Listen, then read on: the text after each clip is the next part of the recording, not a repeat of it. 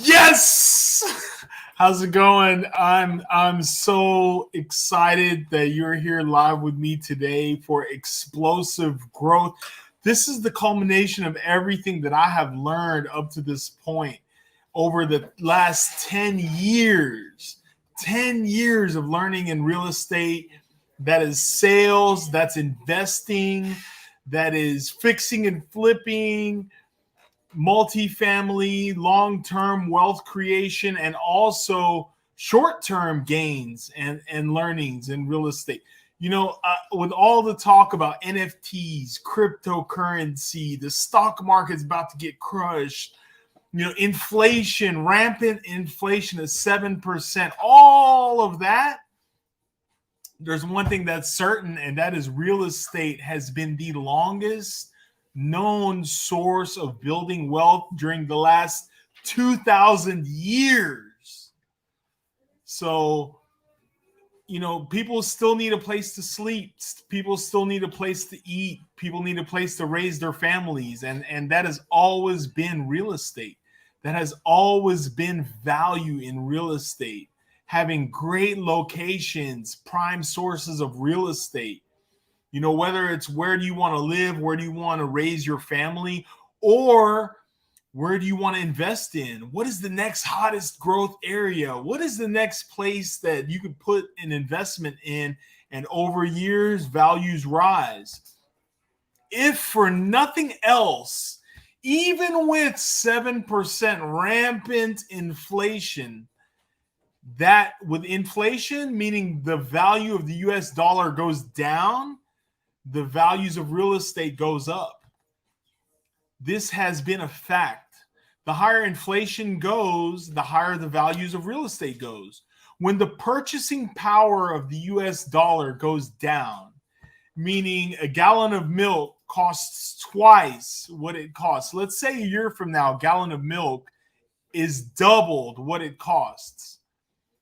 That means that same house that is a $200,000 house will go up to $300,000, $400,000 because the value of the dollar has gone down significantly.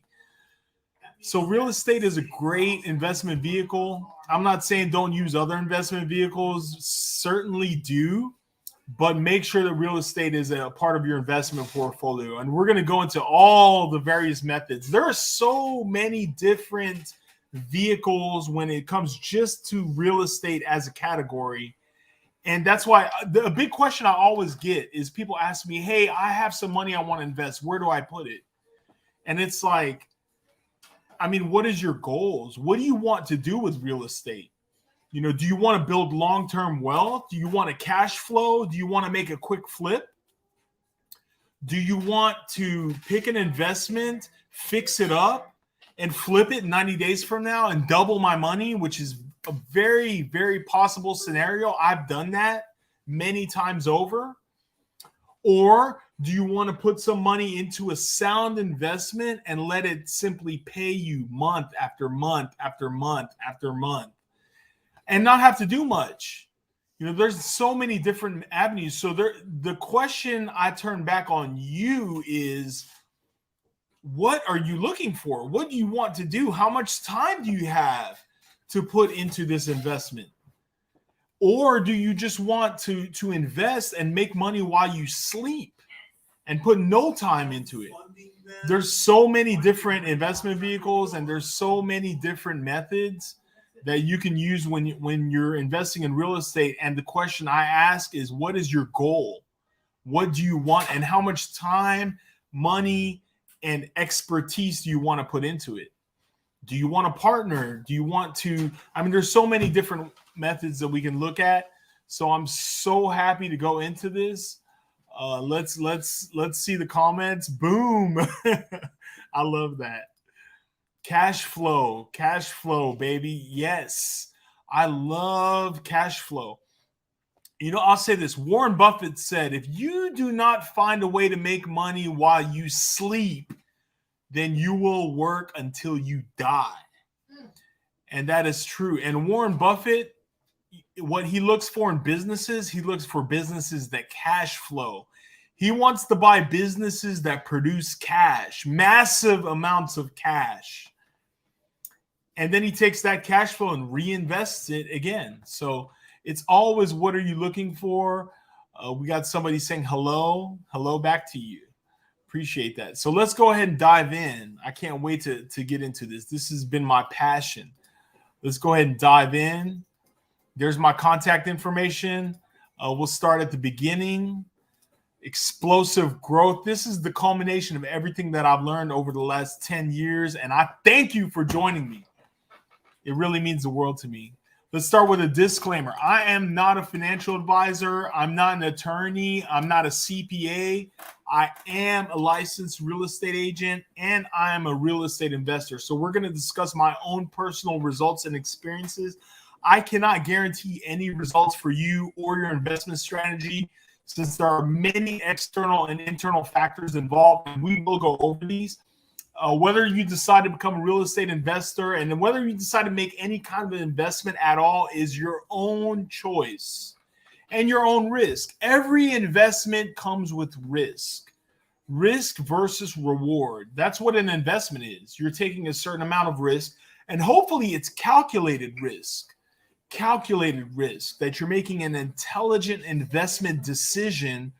It's calculated risk, and for that comes a certain reward. But anybody who tells you that you're making an investment and there's zero risk involved, either they're lying to you or it's not an investment, because an investment, any investment, comes with risk. Hopefully it's calculated risk. You may not get any positive results, and as with any investment, you could lose some or all of your principal investment. Real estate investing is risky, and should you decide to invest, do so at your own risk. All right, now that we moved on, let's go into the word of the day. Today's word of the day. Let me just make sure. All right, so today's word of the day is persistence. Persistence. Persistence is the firm or obstinate continuance in a course of action in spite of difficulty or opposition. So with persistence comes an excellent reward. Persistence is what is going to get you through. Let me make sure. Hold on one second. So persistence. Whoa, we lost it. Okay, persistence is what's going to push you through to the end result. The continued or prolonged existence of something, quote, the persistence of huge environmental problems. Persistence. Companies must have patience and persistence, but the rewards are there. Persistence is the difference between being great and barely getting by. In any new business or anything that you start, there's going to be difficulties. There's going to be a learning and a growth curve. And persistence is what's going to enable you to push through the resistance, push through the difficulty, push through and get to your desired result. So getting rich quick scheme, get rich quick scam, that doesn't exist, at least not from what I've seen. I've seen results and I've seen success in pushing through and getting through even when it gets tough. The going gets tough and the tough get going. So make sure you have some persistence and resilience, and that's what's going to get you through anything. So I just want to point this out. There's no such thing as a get rich quick scheme. You've got to learn, you've got to grow, you've got to make mistakes and dust yourself off and keep going. And we've all made mistakes. I'll discuss some of the mistakes I've made, and we'll definitely learn from those. All right, day one, day one of explosive growth. We're going to talk about mindset. We're going to talk about pushing through the resistance, crushing your limiting beliefs. We all have limited beliefs. You know, a lot of us, especially when you start something new, you're going to be thinking, can I even do this? You know, Morad did it or someone else did it. They can do it, but can I do it? I don't know that I can do it. And I would tell you to push through that. You know, anything new is going to be scary. It's going to be difficult. There's going to be a growth curve. There's going to be a, can I even do this? And I would say you absolutely can do this, but if you don't quit. Quitters never win and winners never quit. So push through and you don't quit, and you can absolutely do this. How can I be successful in real estate? There's so many ways you could be successful in real estate, and we'll discuss those. Doing real estate for a living or a side hustle, you know, meaning, you know, you want to keep your day job and do real estate on the side. You can do both. You could do both. That's what's amazing about real estate. And we'll discuss it. And that's your choice. Again, that's a personal decision. People ask me, you know, should I do this full time? I don't know. Do you want to do this full time? That's your question to ask the man or woman in the mirror. We're going to discuss also, let's go into multiple ways to generate income and wealth through real estate. There are so many ways. We're going to discuss those. We're going to talk a lot about fix and flip investment strategy. We're going to go deep. We're going to talk about the formula of exactly what is fix and flip investment strategy and how do you make sure that the numbers make sense. And another thing I want to talk about is there's so many deals to look at. And if you've been in real estate, if you've been networking, you meet wholesalers, you meet people who want to flip their contract to you. A wholesaler is someone who doesn't particularly own a property, but they own a contract. They have a property under contract. They want to sell you that contract for a fee. And often they will inflate their numbers. So a wise person once told me, how do you know a wholesaler is lying? Well, the wholesaler's lips are moving. That's how you know they're lying. So I say that to say this: don't trust everything everyone says. We trust, but we verify. You got to verify the numbers. You have to look at every real estate deal in three different ways. You got to look at the best case scenario, the worst case scenario, and the most likely scenario. And you've got to see what if everything goes south? What if this deal falls apart and everything that I thought was going to be one way, it wasn't? Can I still get out of the deal? What is my exit strategy? And can I still make money? So we've got to look at that. So we're going to look at the numbers. We're going to, and not just that, there's so many deals that you might look at before you actually jump on one. We can't jump on the first deal that gets in front of us. We've got to, unless it's a home run, right? We've got to look at multiple deals and then see which ones do we even want to consider to the next level. So the point, I say that to say this: we have to have a way that we can look over deals quickly and just do a quick, brief analysis on them and even see, is this even worth me looking at further? You can't spend a ton of time on something that's not even a deal, right? We're going to look at finding and funding deals. How do you find deals? How do you source them? And then how do we fund them? Deal structure, deal analysis. Again, like I said, we got to have a way to look at deals quickly and just see, is this even worth me looking at further? And then deal structure. How do we structure a deal? There's so many different investment strategies and ways to structure deals that we need to see, is this even something? Maybe it doesn't make sense in this investment vehicle, but there's another strategy that we can implement and maybe it would make sense that way. And that's how you got to look at them.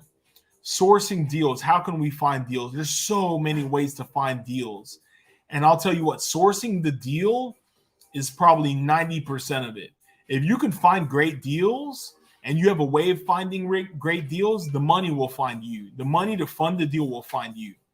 There's so many different ways to fund deals, but the most important thing is it even a deal? If it's not, and then you're going to have difficulty funding it, that's maybe another way to realize that this is not a deal. Financing deals, there's so many different methods to finance deals. We will discuss those. We'll talk about hard money lenders, private money. We'll talk about implementing subject to purchasing a property and leaving the existing financing in place. We'll talk about assignment or wraps, mortgage wraps, where you have a mortgage in place and then another mortgage is wrapped around that first mortgage. We'll talk about so many different ways to finance deals. We're going to talk about partnerships, joint venture agreements. There's ways you can partner on deals. You can jump into a joint venture with someone. And, just know this, a joint venture or a partnership is a marriage. So you want to be sure you know who you're partnering with. You feel comfortable with them. They are a great partner. They want to work together. And because once you're in bed with somebody and you're married to them until the deal is done. And then also when you structure these joint ventureship agreements, if you say we go left and I say we go right, who takes the lead? Right? We're not going to steer the ship right into the iceberg. If we got to go left or right, and we're going straight and we got to pick who has precedence. I will say this, usually it's whoever funded the deal, they have precedence. He who has the gold makes the rules. But, there's different ways. Somebody might have more experience and they might take the lead. But that has to be clearly outlined in the joint ventureship. Who has the upper hand if there's a disagreement? Hiring a contractor. Oh my God, this is huge. Hiring a contractor. There's so many people that get into bad deals because they hired a bad contractor. You've got to make sure that you have a contractor that knows what they're doing, that has great experience, that is honest, and can turn around the deal quickly. When you're in a deal and they're working it and they're actually doing the renovations, how fast can they turn it? Because the longer it takes, you have a ton of holding costs. You have interest payments. You have just so many things, taxes, insurance, utilities. And as the contractor delays, you're being delayed. So the faster you can get a deal done and get great work done, you don't want to be going back into it and just, doing things over because they did bad work. Bad contractors will blow up a deal. Buy and hold versus fix and flip. What strategy do you want? Do you want to buy and hold or do you want to fix and flip? Again, what is your investment criteria? What is your goal when investing? And that's what's going to help you determine whether you buy and hold or you fix and flip. So with that, we'll go to questions. We'll stop for a second, take some questions. Let's see where we're at. How's everybody doing? I know that's a lot of information for day one, so I don't want to overwhelm anybody, but definitely want to go into the group and let's see if we have any questions. Let me exit this real quick. So, yeah, I think, okay. So anything, let me see where we're at.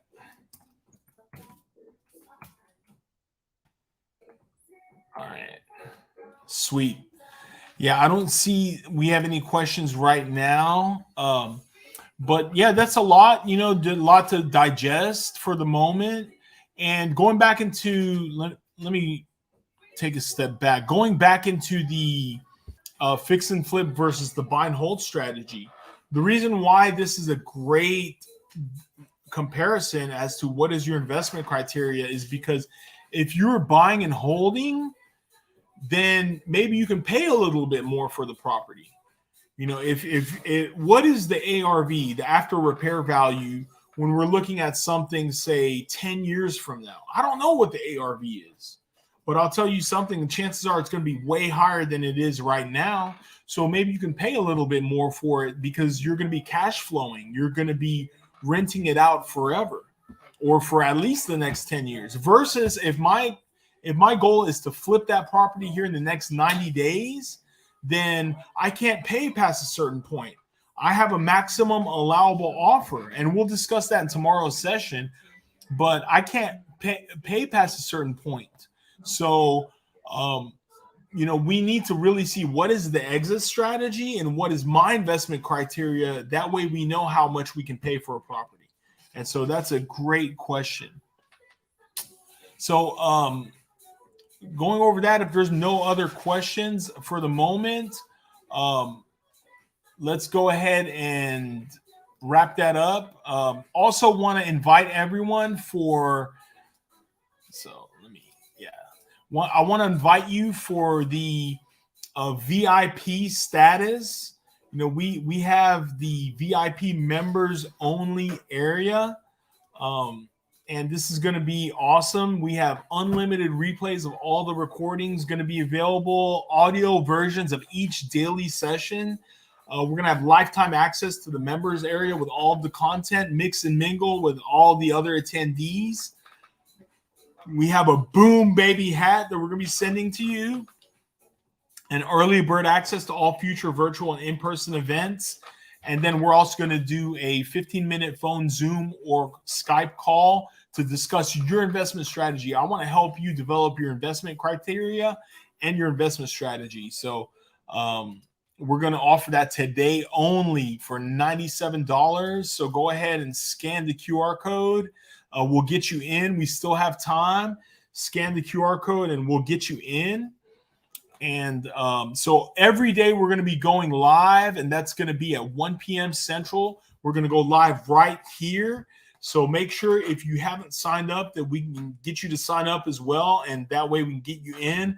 And I can't wait to just develop your investment strategy and see exactly what you're looking for and help you get involved in real estate. They say the best time to plant a tree was 10 years ago, but the second best time is right now. So I'm looking forward to joining you with me on the Explosive Growth Challenge. We're going to be going live every day at 1 p.m. Central Standard, and I can't wait to see you here tomorrow. So other than that, we'll leave it at that. Let me see if there's any other questions. So it's been a pleasure. I can't wait to see you tomorrow. And we're going to go from there. Thank you. Love, peace, respect.